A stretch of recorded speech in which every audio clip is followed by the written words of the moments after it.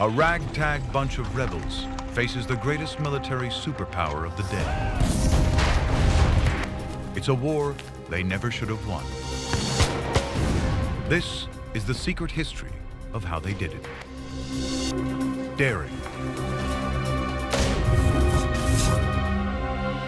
leadership, new ways of fighting, and true American grit. We are pioneers and trailblazers. We fight for freedom. We transform our dreams into the truth. Our struggles will become a nation.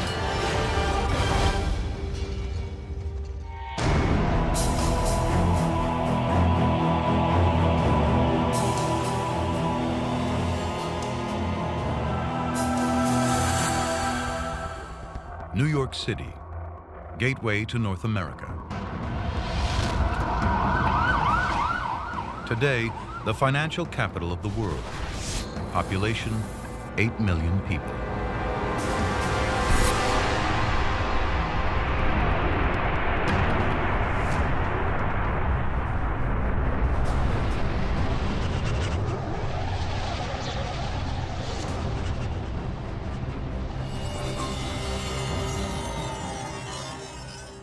In 1776, this is a city of just 20,000.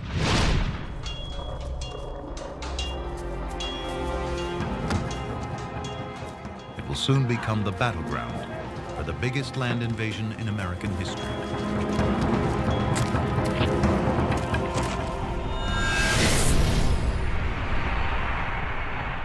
Three miles from Wall Street, where 23rd Street crosses Lexington Avenue today, the rebels dig in to defend New York at Kips Bay. Commander of the rebel army is General George Washington. He has already driven the British out of Boston. A surprise victory against superior forces. But they'll be back.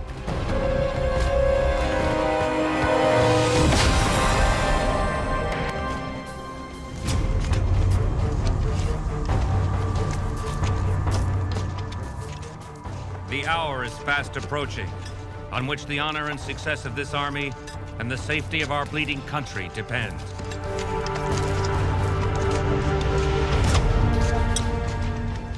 Joseph Plum Martin enlisted in the rebel forces at 15. Inspired to fight under Washington's command. A farm boy, he joins thousands of untrained volunteers. Our Revolutionary Army was quite something. It was in a nation that wasn't really a nation yet, just starting out. And we took on the greatest superpower of the time. Washington's ragtag troops are about to face the best equipped and most powerful fighting force in the world.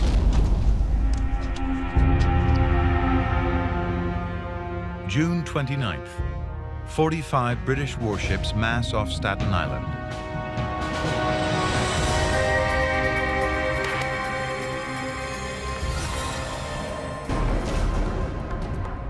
Bearing down on New York City, the ultimate war machine of its day, the British ship of the line.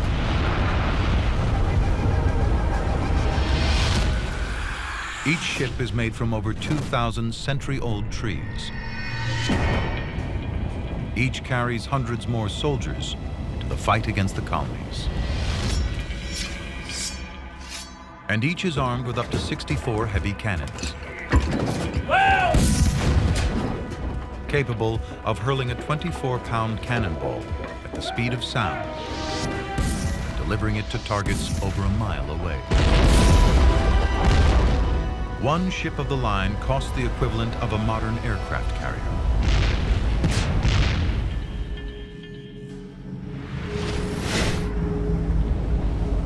Another 350 British ships are racing across the Atlantic to join them.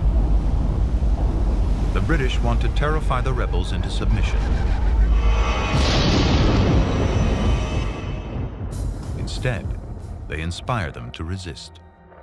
On July 2nd, there's a crisis meeting in Philadelphia. 50 delegates, elected to the Continental Congress from the 13 colonies, hold an emergency session. They include radicals like Ben Franklin, Thomas Jefferson, and John Adams. What they're debating is nothing less than high treason, total independence from Britain. The penalty is death. We're in the midst of a revolution, the most complete in the history of the world. It's the birth of American democracy. We have to expect a great expanse of blood to obtain it. Some don't believe the rebels stand a chance. We are about to brave the storm. In a skiff made of paper.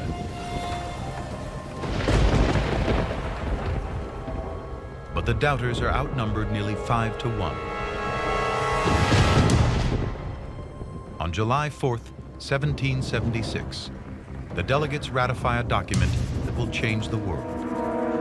The Declaration of Independence.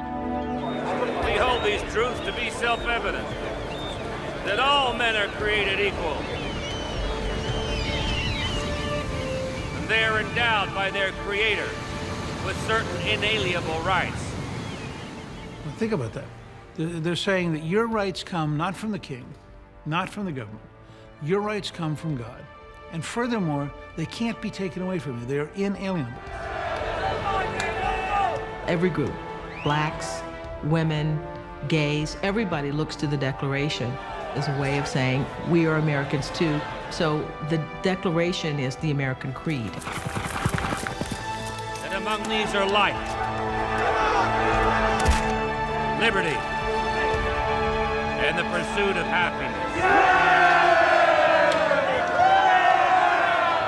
You cannot help but be stirred when you read those words. And you feel the excitement of being on the cusp of something so profound. We can be free.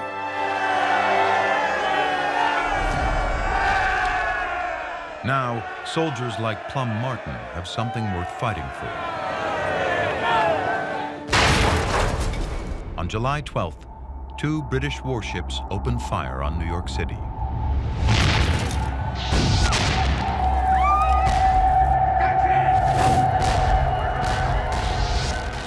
Must have been quite a shock, because New York up to that point was a pretty quiet city. It was a business city. So you had significant support for the rebels, but also significant support for the people who were still loyal to the king. A month later, Joseph Reed, secretary to George Washington, tracks the British fleet massing off New York.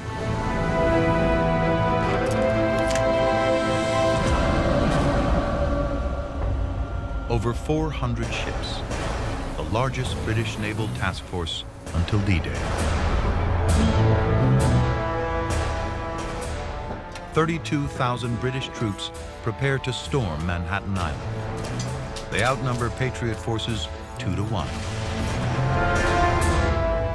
Just 5 of the biggest British ships carry more firepower than all the Patriot guns in the city.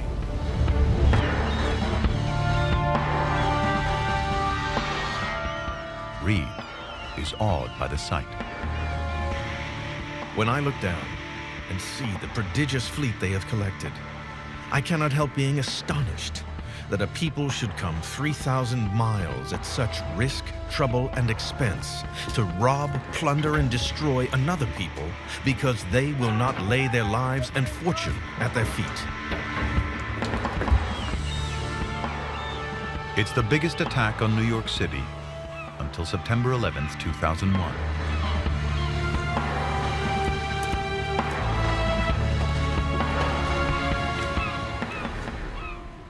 But the rebels will stand and fight. The difference for me was that the British Army was fighting for a king. The Americans were fighting for their lives. Plum Martin is one of 500 men standing guard at Kips Bay. Have a look.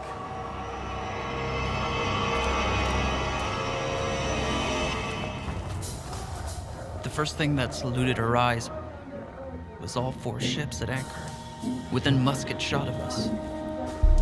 The Phoenix.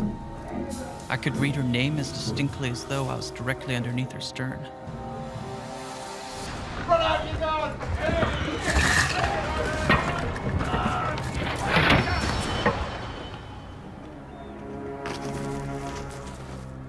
The assault begins.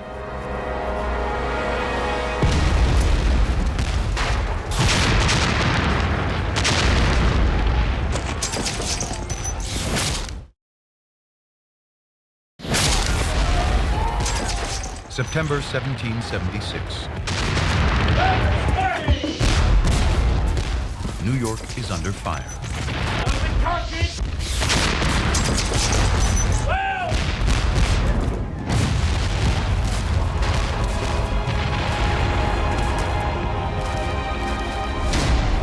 In 1 hour, 2,500 British cannonballs smashed the rebel defenses at Kips Bay.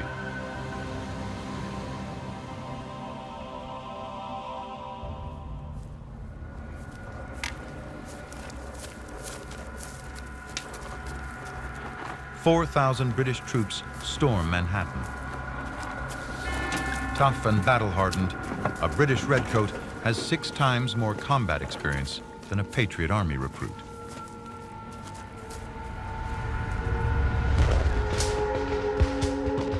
Get back in your lines! Washington watches his army collapse. Hold the lines, men!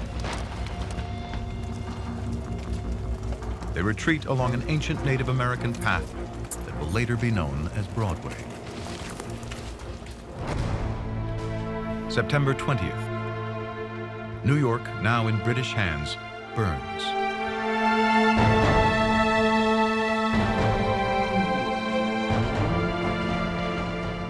No one knows who starts the fire. But over 2 days, it destroys a quarter of the city.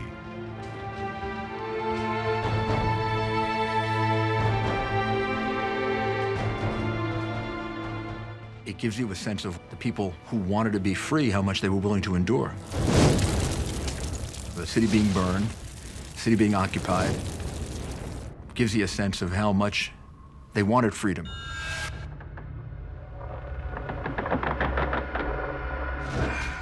More than 3,000 Patriot POWs are thrown into prison ships in New York Harbor.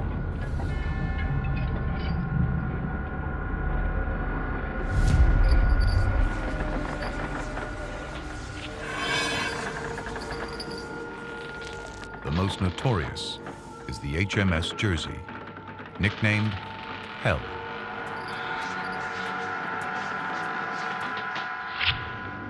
One prisoner, Robert Sheffield, escaped to tell the tale. The air was so foul that at times a lamp could not be kept burning, by reason of which the bodies were not missed until they had been dead 10 days. 9 in 10 prisoners die.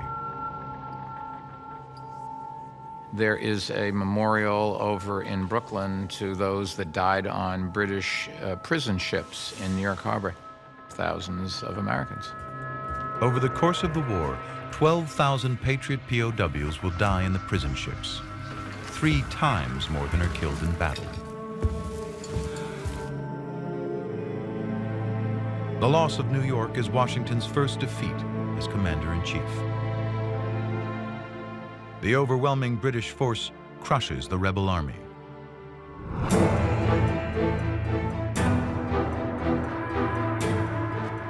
Washington's only hope now rests hundreds of miles inland, with men the British know nothing about.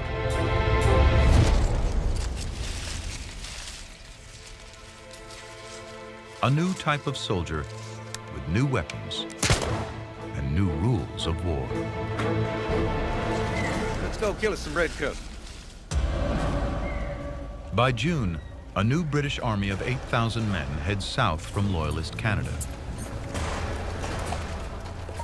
Its objective, kill off the American Revolution once and for all. They're led by General John Burgoyne, an aristocrat politician and art lover. He's also one of the best cavalry officers in the British military. Burgoyne pushes south, following the Hudson River.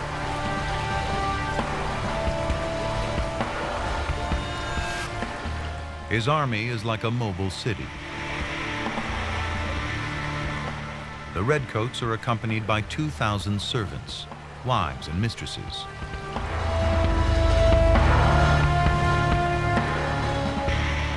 "200 supply wagons carry 84 tons of powder and shot, as well as silver and porcelain tableware for the officers' meals." Burgoyne's plan is simple. He's traveling from St. John's in Canada, 170 miles south to Saratoga, deep in the interior of the New York colony. Then he'll link up with the victorious British Army in New York City, cutting the colonies into two parts. But the American frontier becomes the British Army's worst enemy. The problem is they're in what we might call a counterinsurgency kind of campaign where their passage through the land and the offense that they give to farmers creates enemies wherever they go. Now Washington unleashes revolutionary new tactics and a totally new type of soldier.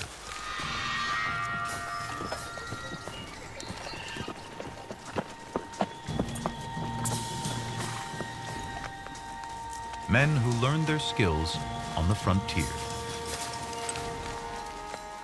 So this army came together, an army of militia, an army of woodsmen, an army of sharpshooters, and we didn't play by the rules.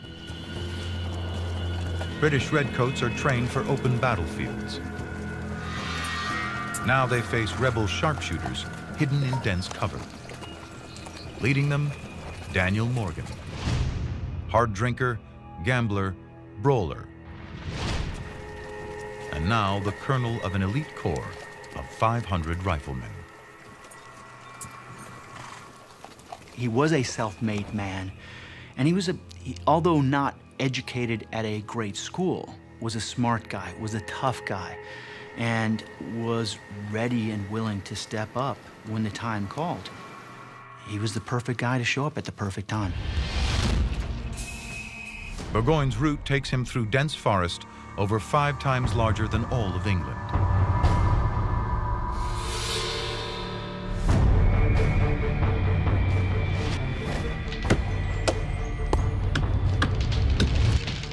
Trees once intended to build British ships now become rebel roadblocks.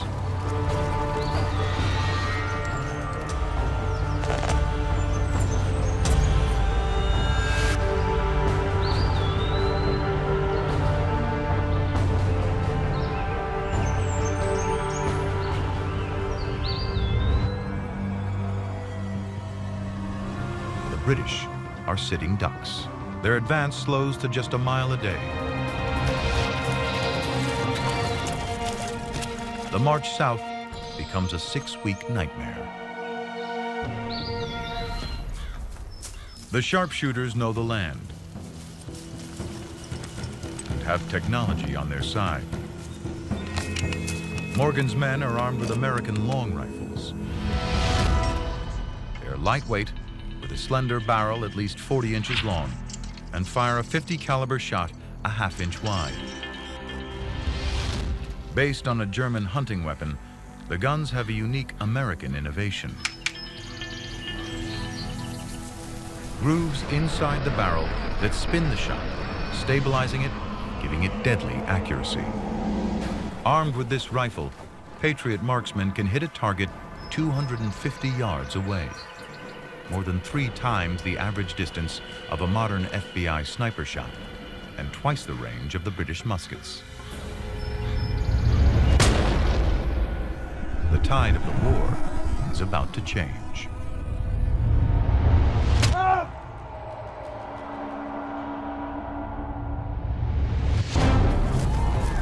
Morgan's plan: first take out Burgoyne's Native American scouts.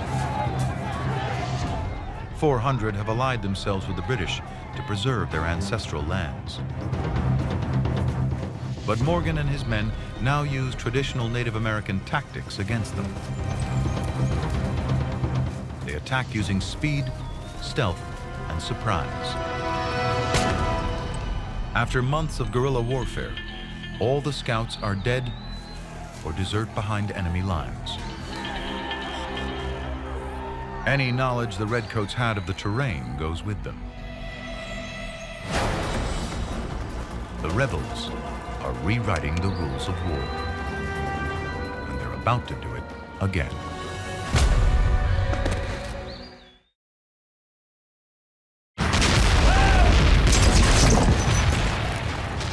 (1777). The American War of Independence is in its second year. New York and many parts of the colonies are in British hands. The rebels have been driven into the wilderness, but the fight back has begun. Patriot sharpshooters target a British army under General John Burgoyne. They've already picked off Burgoyne's Native American guides.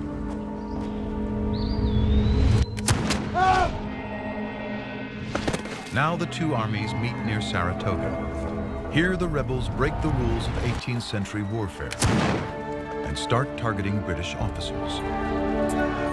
The plan, leave the foot soldiers leaderless. Your officers tended to be your most educated guy. They understood the communication line. They understood exactly what the orders were. They were the source of trying to get something done on a battle space. In Britain's 53rd Regiment, all but one of its 11 officers are killed or wounded.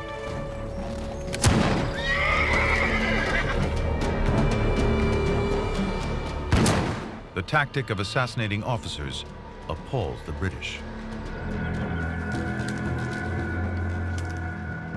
On the defensive, the British regroup under General Simon Fraser. He brings fresh spirit to the beleaguered British Army. Daniel Morgan, commander of the sharpshooters, acts fast. She mount up that tree and take out the redcoat on his high horse. His best shooter is an illiterate frontiersman from Ireland, Tim Murphy. This shot will turn the tide of the war.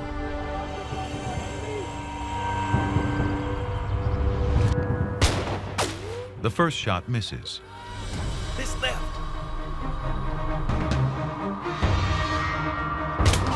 The second skims his horse. Too high. Reload. Come on. Take him out.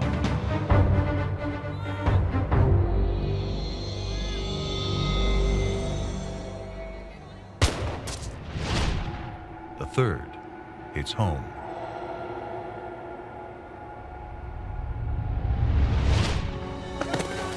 You could argue that whoever fired the bullet that took out Simon Fraser did as much as any founding father to establish American independence. Without leadership, the British lose 1,000 men. Twice as many as the Patriots.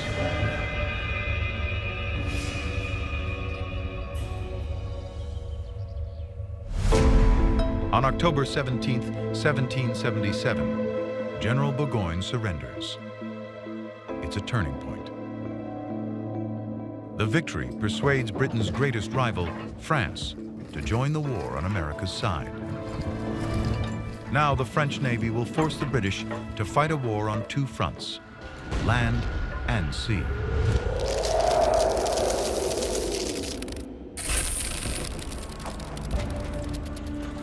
But first, Washington must face his greatest challenge as leader. He makes his winter camp in Pennsylvania, at a place called Valley Forge. In freezing temperatures, the rebels build 900 huts in just 40 days. Each houses a dozen men. He has an army of 14,000 men and no houses. And the Continental Congress has failed to provide him with resources. And by willpower, by courage, by leadership, by cajoling, he has to hold the army together in the middle of a terrible winter. Joseph Plum Martin, veteran of the Battle of New York, is at Valley Forge. It's a desolate place. We're now in a truly forlorn condition. No clothing, no provisions, and it's disheartening as can be. Our prospect is indeed dreary. Right, soldier. It's gonna hurt a bit, all right? You just grit your teeth. Surgeon Albigence Waldo watches Washington's army head toward crisis. The army, which has been surprisingly healthy, now begins to grow sickly from the fatigues they have suffered from this campaign. If we don't keep this clean, we're going to be right back in here. A fifth of the soldiers have no shoes.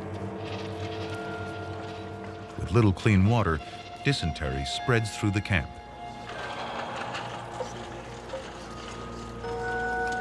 Within weeks, 2,000 men are sick, and they run out of meat. Down to their last 25 barrels of flour, the men survive on fire cake, a mixture of flour and water.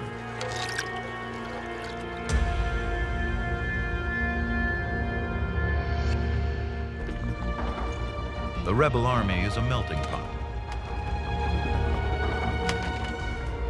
As many as 60% of recruits are convicts, freed slaves, and immigrants.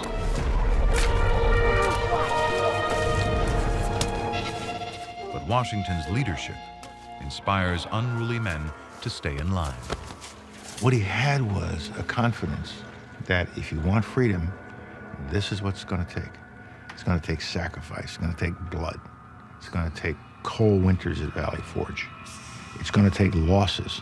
General Washington, he was a great general to be able to uplift his army during Valley Forge during that winter and still be able to fight. I wish I would have been there. I wish I could have fought for him, because I damn sure would have. But Washington's army soon faces an enemy far more lethal than the British. Smallpox. The revolution breaks out during the worst smallpox epidemic in U.S. history. The deadly airborne virus spreads through the British prison ships.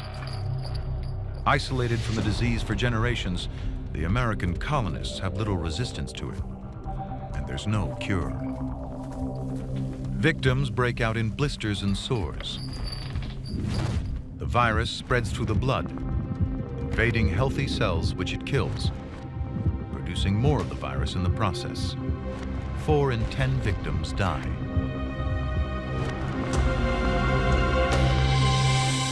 Once smallpox arrives at Valley Forge, it spreads through the cramped huts like wildfire. Washington survived smallpox as a child. Now he decides to take a gamble with one of the most daring experiments in U.S. military history. Surgeons have learned about inoculation from African slaves. They harvest pus from a smallpox victim.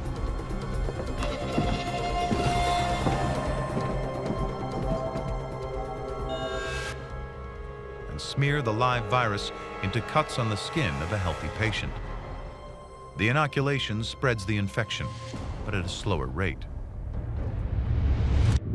A week after exposure, the victim's white blood cells create antibodies.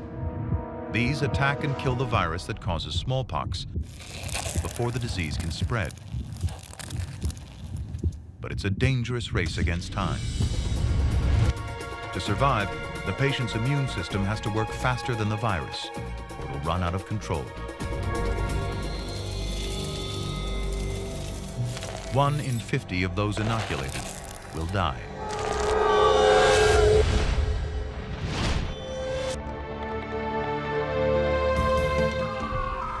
But Washington's gamble pays off. New cases of smallpox fall from several thousand to just a few dozen.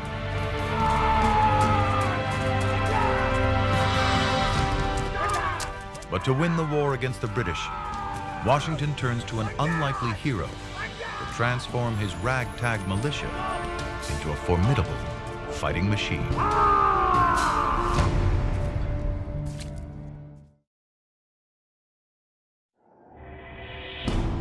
1778.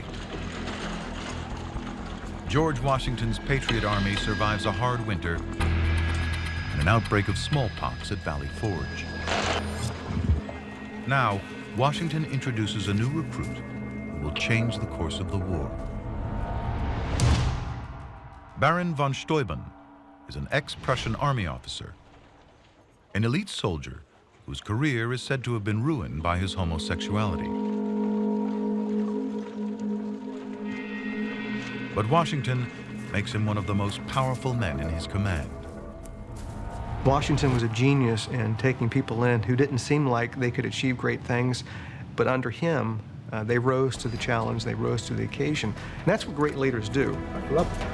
Von Steuben's task, reinvent the demoralized Patriot Army so they can take on the British in a close fight. Our arms are in horrible condition, covered with rust. Our men are literally naked, some to the fullest extent of the word.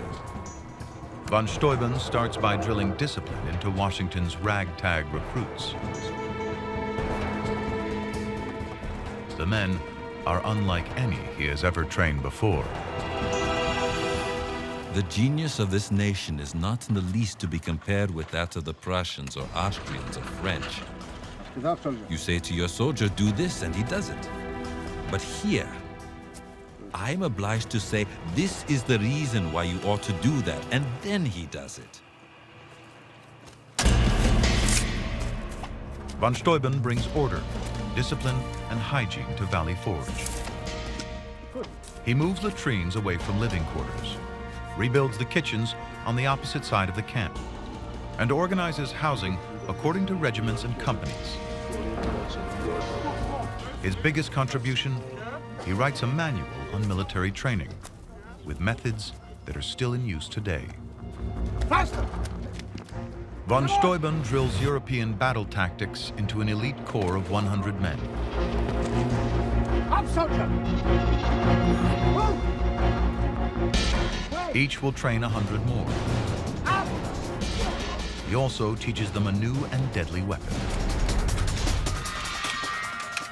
the bayonet. Bayonet fighting will prove pivotal in the battles ahead.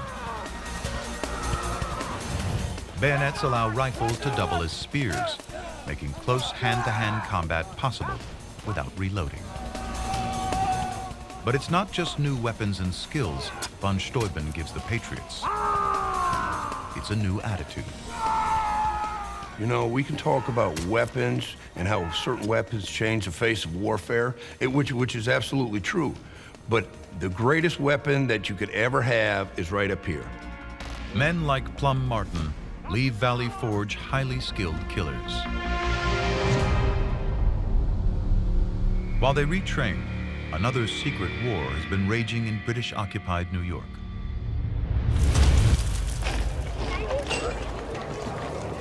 Here, a network of spies has been busy passing information to the rebels.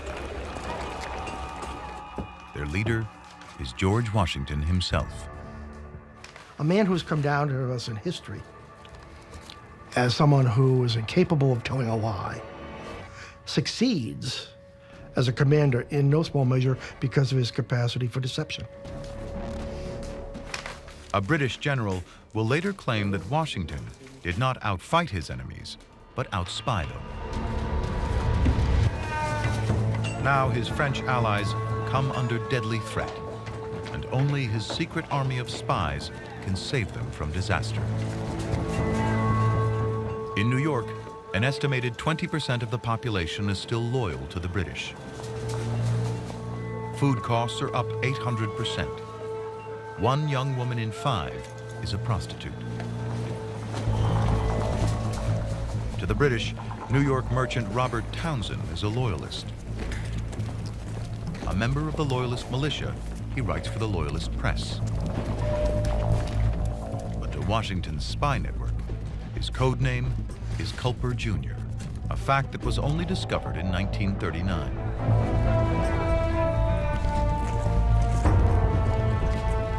Culper's gang will change the course of the war.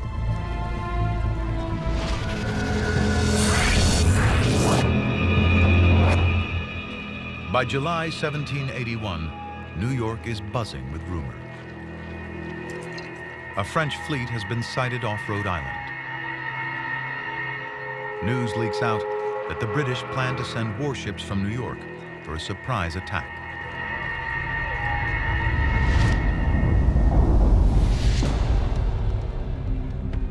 Culper must get word to Washington to somehow stop the British fleet. The spies use invisible ink, an advanced formula unknown to the British. The ink is made from gallic acid. It can only be revealed by brushing the paper in liquid iron sulfate.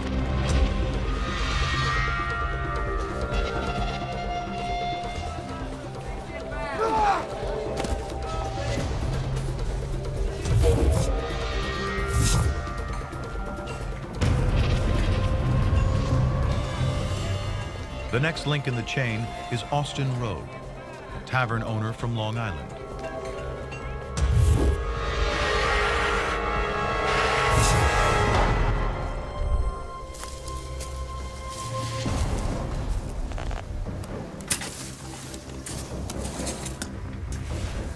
His contact, Abraham Woodhull, picks up the message and buries it at a secret drop.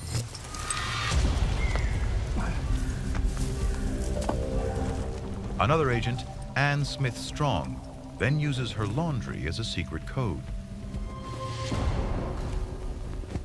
It signals a sailor who picks up the message and takes it to Washington.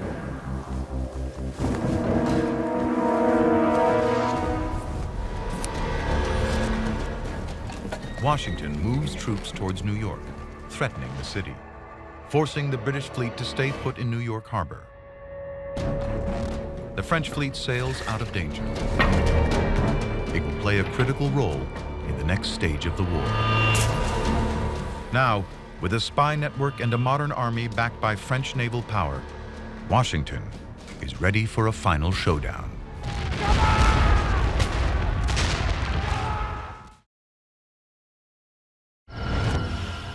October 1781. 6 years into a war the British thought would last 6 months, the American Revolution comes to a head at Yorktown, Virginia.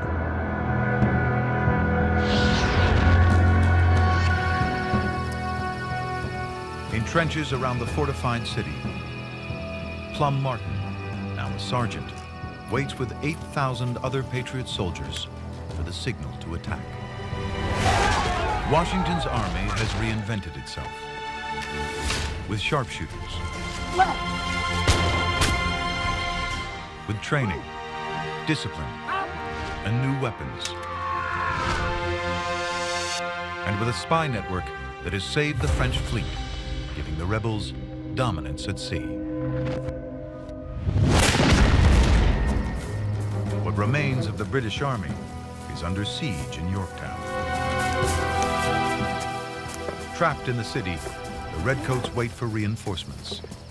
But back in Britain, the war is unpopular and costing far too much money. This is a case of hanging on in the face of the British actions long enough to where the British literally would grow weary of this and realize that it was endless. This is Washington's chance to end the war with one decisive blow. He committed to this idea of being able to stand on your own. See, America is a dream, and the only way to go get that dream is to show up and bring your very best to that moment and not stop until you bring that dream into existence. Plum Martin will be one of the first over the top. Godspeed.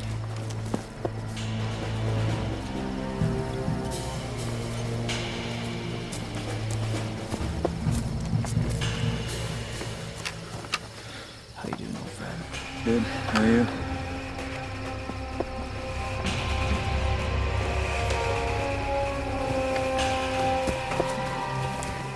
Good to check it out.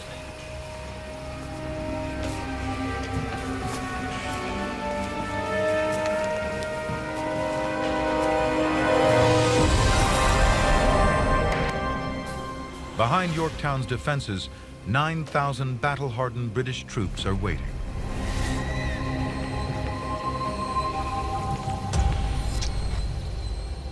They're protected by a series of outlying cannon forts called redoubts. By October 14th, just 2 remain. If they're captured and their guns turned on Yorktown, the British will be forced to surrender. Listen, look up there. It's time.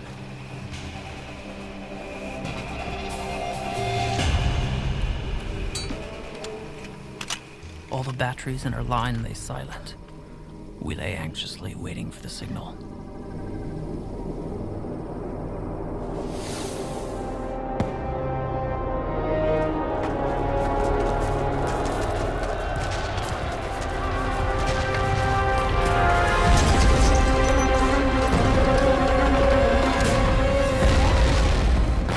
Patriots raced 100 yards to the British lines under fire and a hail of hand grenades.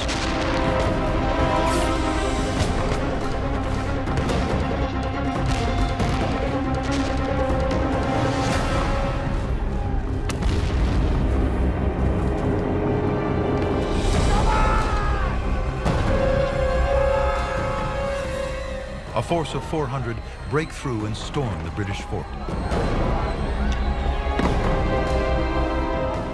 Fighting in close combat with bayonets, they beat the Redcoats back.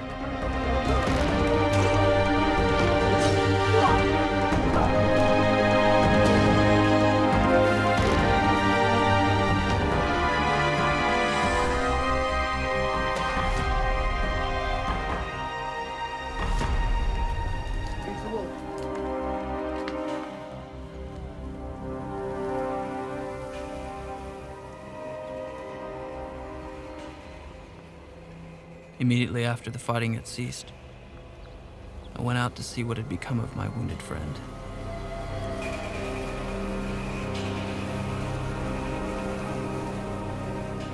He was dead. 34 of Martin's comrades lie dead or wounded. But they've breached Yorktown's defenses. 2 days later, the British surrender and begin negotiations for peace. For the past 6 years, leadership, training, weapons, and intelligence have been vital. The rebels have achieved the impossible. The United States is the only country to win independence from the British in war. On April 30th, 1789, Washington is inaugurated first President of the United States of America under the new Constitution. But liberty comes at a price. Over 25,000 men have lost their lives in the battle for independence. But a new nation is born. We hold these truths to be self-evident, that all men are created equal, and they are endowed by their Creator with certain inalienable rights.